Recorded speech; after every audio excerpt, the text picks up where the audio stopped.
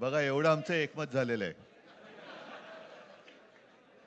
सर्वांचं स्वागत करतोय. आणि आता संजय राऊत यांनी संयुक्त महाराष्ट्राच्या लढ्याची आठवण करून दिली. तो जो मंगल कलश आणला गेला तो काही सत्यनारायणाच्या पूजेसारखा आणला गेला नाही. त्याच्या मागे खूप मोठा संघर्ष झालेला आहे. 105, 107 किंवा त्याहूनही जास्त मराठी माणसांनी बलिदान देऊन मुंबई महाराष्ट्राला मिळवून दिली आणि त्याची आठवण आज होणं स्वाभाविक आहे. कारण आम्ही आज दोघेही इथे बसलेलो आहोत, ठाकरे बंधू.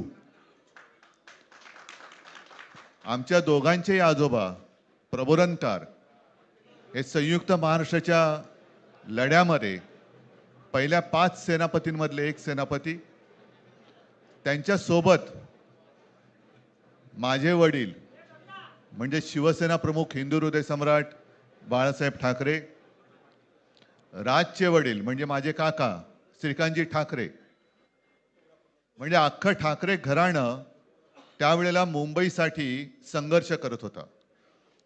त्याच्यानंतरचा इतिहास मी काही आता तुम्हाला सांगत बसत नाही.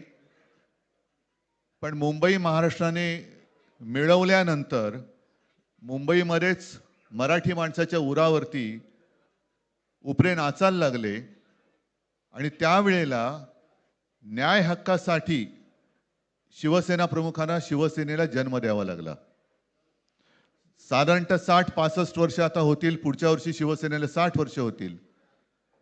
इतकी वर्ष व्यवस्थित गेली आणि आज परत आपण पाहतो आहोत की मुंबईचे लचके, मुंबईच्या चिंधड्या उडवायच्या हे मनसुबे त्यावेळेला ज्यांना मुंबई पाहिजे होती त्यांचेच प्रतिनिधी जे वरती दोघं जण, वरती म्हणजे इकडे नाही दिल्लीत बसलेले आहेत, त्यांचे मनसुबे आहेत.